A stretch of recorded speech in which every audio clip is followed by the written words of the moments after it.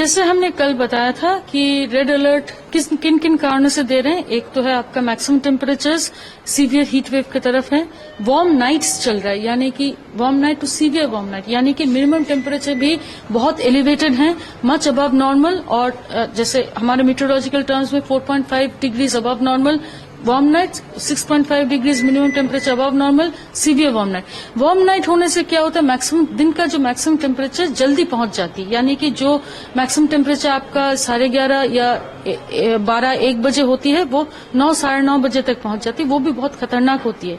ये दोनों कारण के साथ तीसरी कारण है स्ट्रांग सरफेस विंड्स ब्लो कर रही है जो 25 से 35 किलोमीटर प्रति घंटा और 45 से 47 डिग्री का टेम्परेचर के साथ बह रही है।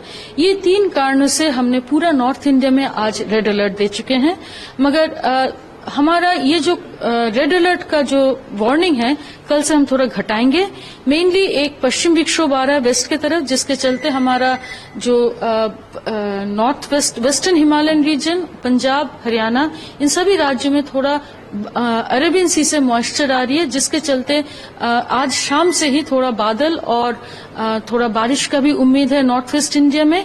दिल्ली को खास करके नहीं बोल रहे हैं, मगर नॉर्थ वेस्ट इंडिया में होने की पॉसिबिलिटी है, जिसके चलते हीट वेव का स्थिति थोड़ा कम होने का संभावना है। आज रेड के बाद कल ऑरेंज जाएंगे पंजाब हरियाणा में, और आज ऑरेंज के बाद येलो में चले जाएंगे पहाड़ी क्षेत्र में, और दिल्ली के लिए रेड से कल से येलो में चले जाएंगे। ईस्ट की तरफ अगर बात करें तो एक हमारा धीरे धीरे ईस्टर्ली स्ट्रेंथन हो रही है, ये बहुत पॉजिटिव सिग्नल है मानसून एडवांस का। तो जो बिहार झारखंड एरिया है वहां बिहार में आज रेड अलर्ट के बाद कल से येलो अलर्ट में, ऑरेंज अलर्ट में जाएंगे, और झारखंड में आज ऑरेंज अलर्ट के बाद कल से येलो अलर्ट में चले जाएंगे। ये इसलिए जा रहे हैं क्योंकि ह्यूमिडिटी थोड़ा पेनिट्रेट करेगा ईस्ट इंडिया में, तो इसके चलते थोड़ा बादल और बारिश होने का भी पॉसिबिलिटी है, तो हीट वेव डिक्रीज करेगा। मगर जो कोर हीट वेव का जोन है उत्तर प्रदेश, यहाँ दोनों तरफ से ही बहुत ज्यादा सिग्नल नहीं मिल रहा है कि हीट वेव का स्थिति कम होने का। यहाँ अगले 3 से 4 दिन तक रेड अलर्ट जारी रहेगी।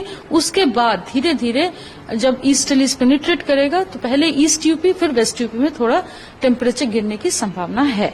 अगर हम साउथ इंडिया की बात, साउथ इंडिया में अभी आप देखेंगे कि बादल बीच बीच में बनी हुई है, और इसके चलते हमारे उम्मीद है कि साउथ इंडिया में भी टेम्परेचर्स खास बढ़ नहीं रहे हैं। मगर आपका इसके स्थिति में भी heat wave 1-2 coastal Andhra Pradesh में 1-2 स्टेशन से रियलाइज हो रही है, उसको भी हम 1 दिन का वार्निंग दिए हैं।